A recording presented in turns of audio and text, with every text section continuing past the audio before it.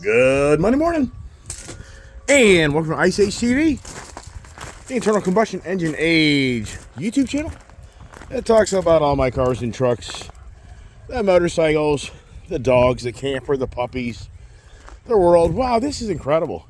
I live in Florida. You know, guys, I've been duping you my whole YouTube channel. I live in Florida. This is insane.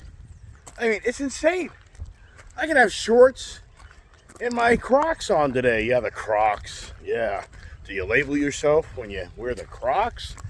But hey, good Monday. Happy Veterans Day. Is it a happy Veterans Day? Are the veterans happy today? I mean, sincerely, if you're a veteran, are you happy today on what you may think how this frickin' country's media machine has maybe turned on you in some ways? I don't know, man. I don't know if I was a veteran in this world. I'd be scratching my head about how it seems like the people that want to follow the law and rule the law, it gets heavy and deep on that one, doesn't it? So, anyways, getting over here to the compound, the shop, and it's always an adventure here at Ice Age TV. If you really watch my channel, there's always a story, there's always a gig, and there's always something going on. So, as you know, we've got new puppies in our life. If you're watching my channel, if you're not watching my channel on a regular basis, Kiefer passed. That was heartbreaking.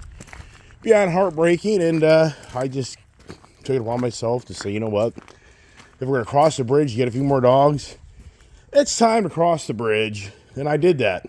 Hey, look at the shop. I spent a good part of yesterday afternoon and evening while I was babysitting the puppies, getting all my cars all refreshed and motorcycles to look pretty and clean again. And here is Kiefer's tribute, his memorial, his what do you want to call it, his ashes, and his paw print, and his fur, and the thank you cards and everything else from those that tried to save him, and blah, blah, blah. And so, yeah, hard to believe. A week ago today, I was having to drive to Falls Church, Virginia, and make the final call on Kiefer's livelihood. But yet a week later, I went from having 5 dogs to 4 dogs to having now 6 dogs, which some think that's crazy, but I'm just a crazy guy. If you haven't figured that out yet, then you really don't watch my channel. You don't follow my channel, because I'm a crazy guy. And here we are, polished up all the bikes, wiped them down, even put wax on them, made them all like pretty and clean again. And yeah, way too many motorcycles. Got them on Marketplace, and even reached out on the YouTube channel, and just not really, the CVST is definitely getting attention.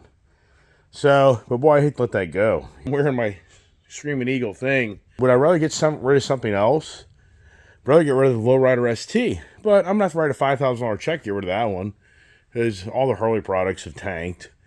The Triumph product, I'd rather get rid of the Triumph Rocket than this, per se. But, you know what? You can replace everything I have here. The reality is, with the exception of the Fast Johnny and the Street Glide, those are no longer produced.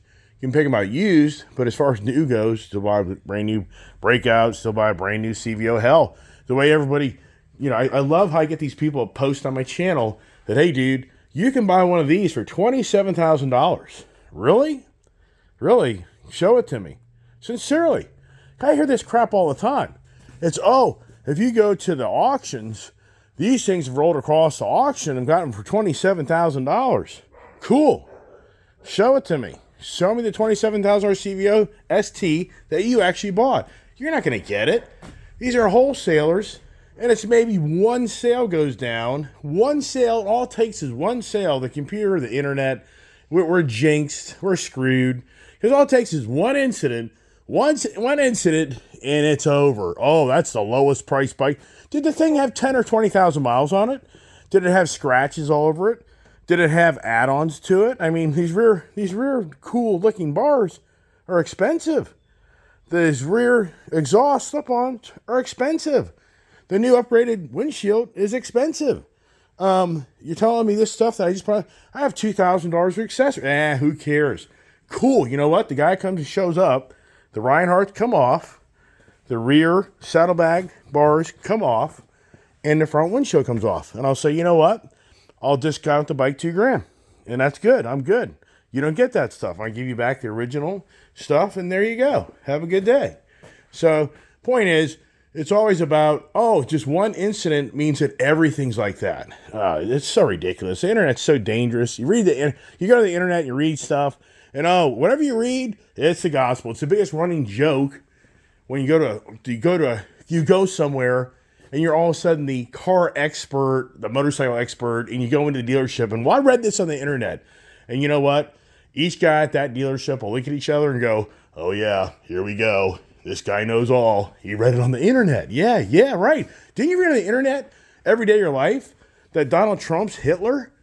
He's a Nazi and he's going to undermine and destroy this country. Didn't you hear it every day of your life? I mean, come on. If you're like everything you read on the internet's so factual, it's so bad. So here's the Camaro Z28. It's incredible how under the light, this paint really isn't as good a shape as I thought it was. So when you get these cars, and this isn't from me. So this car hasn't been parked outside.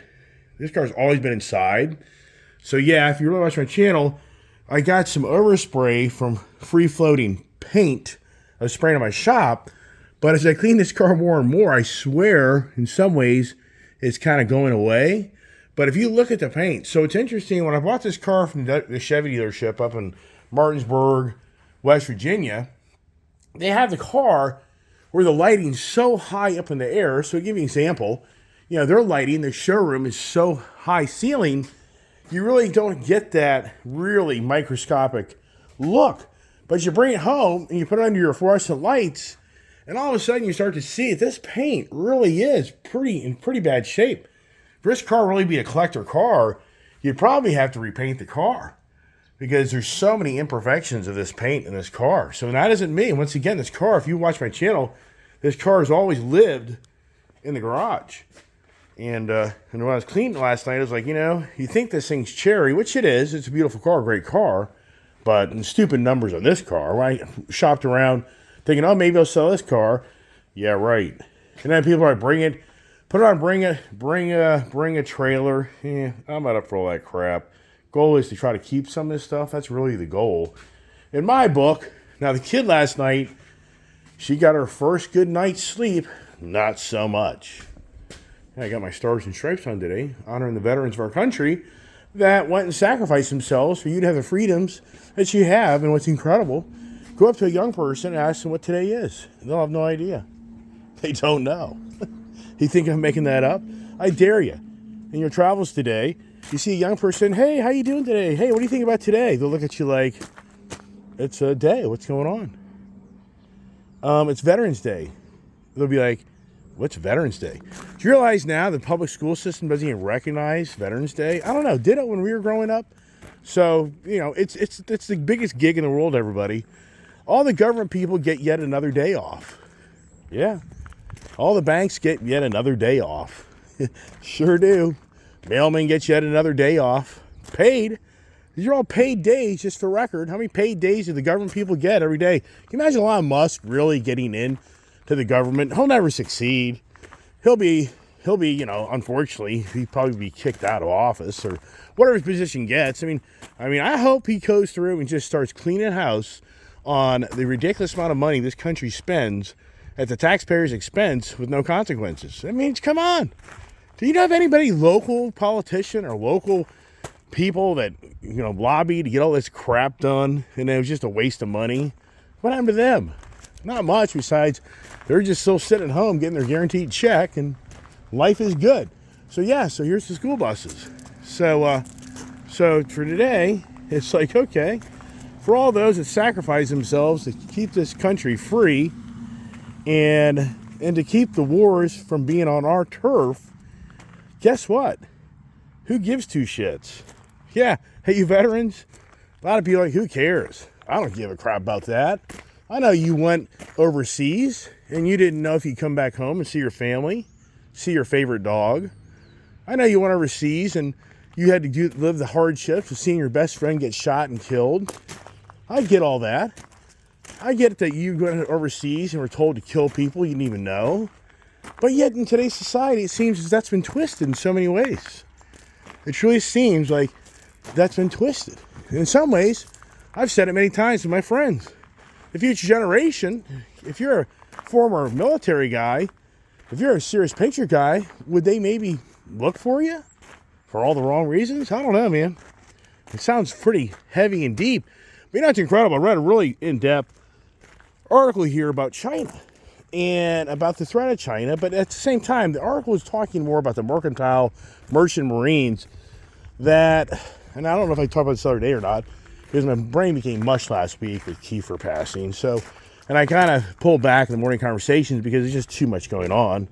But I was going back to Julia. She didn't sleep last night because the puppy stayed up all night long crying in her bedroom.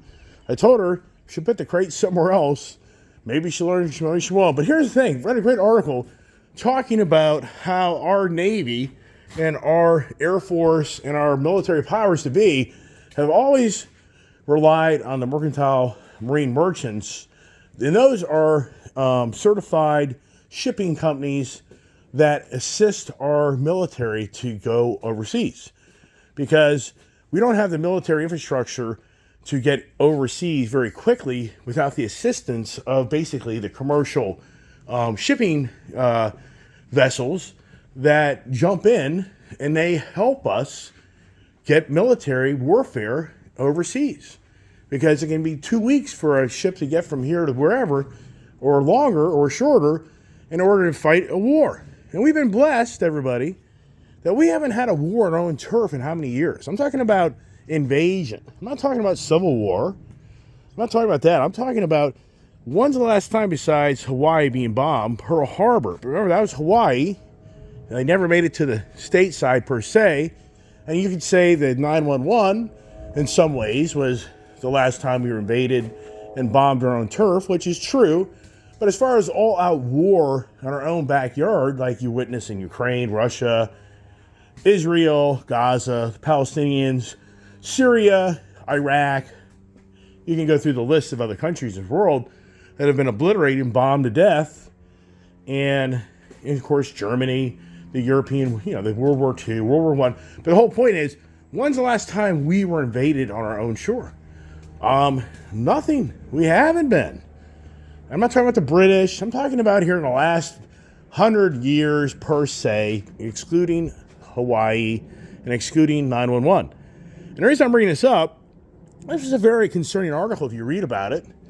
And it talks about how the mercantile marine merchants, we had 3,000 of those mercantile marine merchants vessels that were authorized to assist the military to put us in places in the world to defend our country and defend others. Well, sadly, we now have like 200 of those. Yes, did you just hear me? So there used to be 3,000 vessels that were ready at any given time by the military and our government to assist us. Those are all gone. So we're down to 200. So this article was just talking about the speculation. If we ever did go to war with, say, China and Russia, but more so China, and we had to get our ships and personnel over there to start fighting them, it would be much more challenging today than it ever has been. And I know some people are like, well, you just used a ballistic missile, blah, whatever. There's always going to be face-to-face combat in wars. That's not going to go away anytime soon. Drones, sure, lots of variables, but there's always going to be military presence. And what intrigued me about this article was talking about how this article really focused on our country going overseas to fight wars. And I thought, it's pretty incredible. The Chinese military is bigger than ours, I believe. The Chinese Navy is built up to be as big or surpassed us. And if you really step back and think about it, the Chinese don't want to lose their infrastructure of all the money the government subsidized in their country to build out. And I just think that, sadly, the next war that comes to us will be here on our shore. And I think that I live in the biggest bombing area in the whole world, because we have more data centers than any infrastructure anywhere, probably in the world. This Loudoun County, Virginia area is massive on data centers. And it's now interesting that we have the artificial intelligence that's being hammered like hell, that's going to save mankind and be the greatest thing since sliced bread. And so the infrastructure is being built out, but doesn't have the gigawatts gigawatts to carry the power needed to run these data centers with these major infrastructure of these computing that NVIDIA is riding a hot wave on that like never ever seen. It's one of the hottest stocks you could buy in recent times. And when you look at the area I live in, there's now pounding the fist that the electric companies can't build out electrical infrastructure to stay up with the development of artificial intelligence, which is concerning to all those that want to build out artificial intelligence. So what's going on is that they're looking to alternative ways to speed up the process of getting power to these data centers. And this is the biggest, to me, this is the biggest laugh in the world. And are already talking about, miniature nuclear capacity being put in around these data centers. And I think this is just classic. I mean, you can't make this stuff up. The Chinese are going to find out. They already are. I mean, come on, the balloon, the secret drones down there in Langley Air Force Base, the list goes. There's probably stuff we don't even know about where the Chinese are just getting every little detail of the Google Maps of our country, of infrastructure, of military, and everything else that's around us because they have so much control of everything we own is China-based, just about. And you just think to yourself, wow, so let's put these nuclear reactors around these data centers. I wonder what happens when they get bombed. It's a nuclear holocaust on our own fault because we want to appease the greed of the artificial intelligence of everybody wanting to build out computers to tell you how to live your life. Wait a second, wow.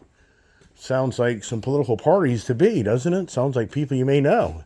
Isn't that the biggest challenge in life when you meet people and they tell you how to live your life? My attitude's always been, when you pay all my bills and pay my lifestyle, I'll take your advice on how to live my life. Until then, it's just hearsay.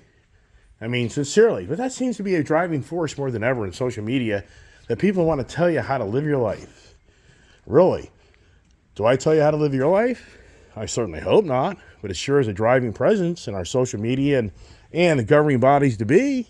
So, wow. So, this article, what resonated to me was, our country is falling behind. Our country doesn't have the support, and you see the thing in social media, when this area gets bombed, and the lights go off, and the water infrastructure disappears, and the food infrastructure disappears, what country is going to be flying aid to our country to help those that survive? And you really have to just step back and wonder what it's going to be. Because our country's pissed away so much money of feeding the machine to make the other countries so happy. This is why so many people do not like Donald Trump. The world doesn't like Donald Trump. Because Donald Trump's on the page that we're sick of giving everybody all our money. And we don't give you our money, then you're pissed at us. And they're pissed at him. I was telling a person the other day, they've come around. They were more Democratic driven, but they've kind of have now seen, and don't get me wrong, I'm not here to preach that Donald Trump's this really perfect guy, because none of these politicians or businessmen are perfect people. You can't be big without having corruption around you. That's just the life we live in, sadly, but that's the facts. But some are worse at it than others, and some men are just propped up and portrayed to be worse than others.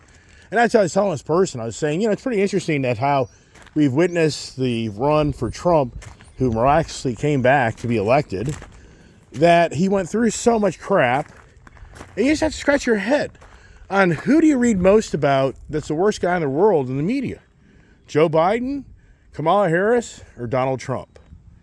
You just have to scratch your head. And I can promise you there are probably 90% more articles about Donald Trump than there are those other people I just talked about. And don't get me wrong, not here to belittle Joe Biden, not here to belittle Kamala Harris, not here to prop Donald Trump up, but even Elon Musk on his X and Twitter showed numerous times during the run-up to the election how far left the media machine is to populate the liberal Democratic Party. And it's huge. It's probably even amazing that the majority won the minority on getting Trump into the office. And it's pretty amazing because if you think about it, the media machine didn't want that to happen. And they went through great lengths and troubles and I mean, through, it's beyond believable. But now the argument now, it's just the same rhetoric, which we all know when Trump comes back into office, it'll be 24/7 all day. But I don't want to see all these celebrities that side with the Democratic Party that run their mouth if Donald Trump gets elected or leave this country. Every one of them runs their mouth. Can anybody name me a personality that is knowingly getting on a plane in the near future, leave this country? Is The View going to relocate to Europe? Is Whoopi Goldberg? Go through the list of all these people that just run their mouth all day. And what's unfortunate is, on that side of the party, they just run, and it's a dangerous word, but they run the emotion of, I don't like you. That's the talk. The talk is more so of, I don't like you. And I'm not going to use the H word because in the algorithms of my YouTube channel, the H word will get picked up and probably be looked at and evaluated if this is a misinformation video. And that's one reason I took a time out from YouTube, is because when you start telling the way it is, unfortunately, it's, to me, befuddling that I can watch so many other videos on YouTube that are just downright nasty, but yet my little channel can get called out. It's just, you scratch your head. I'm just a little flea in the Sahara desert, and yet it gets called out if I kind of start telling people the way it is and the way you see it as I do, and I see it as you do. And it's incredible. But yet, all the other big guys that have the big channels can run their mouth all day long, and nothing really happens to them. And I mean, and they get very emotional and very contested, and I just can't watch it. I just don't watch it. I just don't listen to others, because they just plant the seeds in how you start to talk. That's why I just don't watch really the social media per se. I don't watch the news per se. I don't listen to radio talk show hosts because they're training you how to think. And on my channel, my goal is not to train you how to think. My goal is just to share with you my story and what I feel you probably can just, for the most part, relate to what I think is what you think. And hopefully sometimes I bring information to you. You're like, wow, I never really thought about it that way. So I take a different angle looking at things. And when you're on your own, I think you have a different perspective. When you're following everybody else, you become the sheep. So the China, for us, here we now go. If you think it through, Trump ain't happy at China. So how is that going to play out? I mean, to me, I think we are getting ready to witness very exciting and interesting times because of Trump coming back to office. It's going to be very interesting. And I think it's going to be very interesting is Elon Musk. Everything's all about value. Elon Musk definitely sided with Trump for a reason. And I believe his reason is because I think that he's going to have authority to get things done that are going to benefit him. There's no doubt in my mind that Elon Musk, he probably wants to just clean house in the National Highway Transportation Safety Administration because they've attacked him so much on his autonomous vehicles. And his new cyber, what do they call that new cyber Cub, the new little two-door car, a four-door car that's going to drive itself. I've already talked about how you won't be able to drive those things in most of the states or areas in this country because the NHTSA or the Department of Motor Vehicles isn't going to recognize that as a legal car that drives itself to get registration. So I guarantee Elon Musk is already in the background trying to figure out how he's going to maneuver and to expedite the laws to be rewritten and changed to allow him to sell his autonomous vehicles. Guarantee you that's one of his biggest things on his agenda. And then another thing is, I would imagine that he wants to help build out the AI infrastructure and expedite the overruling of municipalities that hold up the permitting process and the agendas that go along with trying to get more power lines or power supply to these data centers, because that's dragging down the artificial intelligence expansion at rapid rates because it just doesn't have the gigawatt power to run these data centers. So that's a whole other thing I'm sure that Elon Musk will be behind the scene working on diligently to push that. Another thing is Elon Musk, I'm sure in many ways, concerned about the social media presence, and even for him, He's been called out in the EU, the European Union. He's been called out down there in Chile or Peru or whatever, South American country, Colombia, whatever it is. He's been called out down there for promoting misinformation. And so I'm sure that he also wants to try to get a handle better on how the social media is controlled in so many ways by the governing bodies of the country and the world. So I'm sure that's another thing on his agenda. And there's many, many more things that Elon Musk, I truly believe, not only does he want to get involved in trying to thin out the redundant. I just think to myself so many times I drive around the roads, how many buildings I see that are empty that used to be government office employees sitting in them. Who's paying for that building? You and I are. I drive around, I see all these municipalities with like brand new fleets of cars and trucks, or even older ones, and they're just sitting there collecting dust. And I think, who's paying for that? I mean, you just start going through the list of what goes on in our government that people probably are clueless of how much waste is in our government like never seen. And really, I think Elon Musk, I love it, that they're going to do reconciliation. This government can't even accomplish it because there's going to be so many crooks behind the scenes that are going to just make it very challenging for him to do that. There's no doubt in my mind. It's going to be so devious, undermining, and then the media machine's going to ratchet it up that Elon Musk is the biggest devil in the world. I mean, it's just going to get, once again, it's going to create the emotions. Once again, it's emotions that I don't like you. And it's so sad to see so many people that are taking the position, well, since this person is elected, I don't like you anymore. It's just like, wow, what? But what was that person really going to do for you?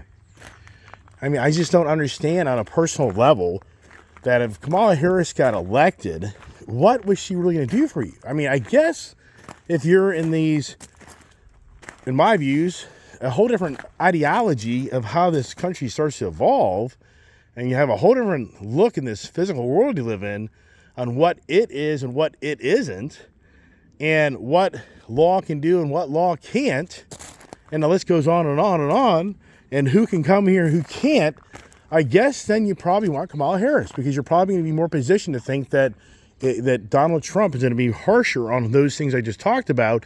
But for the record, I can't see it being radically fixed. Will there be some change? I think there will.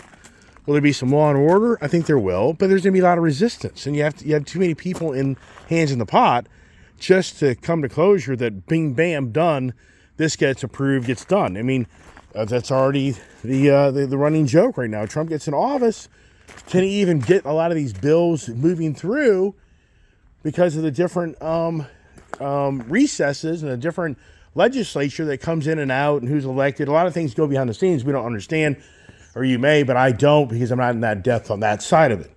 So I'm going to keep it at that. I have a very busy day, and I think these shorter conversations are better.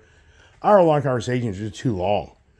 Too much, takes it out of me, and trying to bring you guys content that intrigues you to watch my channel is challenging. And for the YouTube side, for me, it's incredible how I'm going into my 5th year next year and have learned so much through it. And it really is just befuddling beyond befuddling that how people do create these channels that, I know, I get it, give away the car, go do stupid, crazy stuff. But overall, to create a following of lots and lots of people that really want to follow you, it's extremely challenging. And I would tell anybody that tries to do what I'm doing, it's not really worth it. For me, in hindsight, is it really worth it? It's not, because it's so much work, it's so much exposure, and for me, I've been blessed. I definitely have met some really great people through my YouTube channel, but for the rewards on this money side, there's just nothing there. I mean, there's just nothing there. And how you get bigger, it turns into a full-time business, just so you know. Sure, I'm sure I could run with this thing and get a lot bigger, but it would require a lot more work than I'm already putting into it. It would require me, as like Charles out there says, I think Charles is moving to Georgia. So, wonder what that's all about, Charles. I guess you're sick of that West Coast type of lifestyle, which it definitely is a different lifestyle from the East Coast. I lived out there back in the 70s. But the point is, to make this thing bigger, you know, and in some ways, I'd probably have to bring some other people onto the channel. But then it turns into control. Then it turns into other people telling me how to run my channel. Then it turns into, you know, so to me, it just starts to turn, okay, so now this is a full-time gig, full-time job, which it really does. It turns into a full-time gig job of you creating content and then having people around you to help create the content and then do all the moderating with the videos and how you make them look so cool and different and neat. And then me getting in with advertisers when now I got to promote their product. But the thing is, on my product promotions, they're going to be like, well, you just can't talk about this political stuff. You can't do that. You can't talk about the state of times. So show your puppies, show your cars, show your trips to Florida, show your daughter and you ride motorcycles. But when it comes to the side of you expressing your views and ideas of where we are in this country, you can't do that. And if you do, then you're not going to be able to advertise our product. So, okay, well, I guess, you know, I could go that direction and just kind of separate myself from these conversations. Then you see me doing like the OxyClean guy that was a cokehead that died on the airplane that gets all revved up and says, you too can look at my car right here. It's perfectly in great condition. Why is it in such great condition? Because I use this special speed polish. It's a speed polish.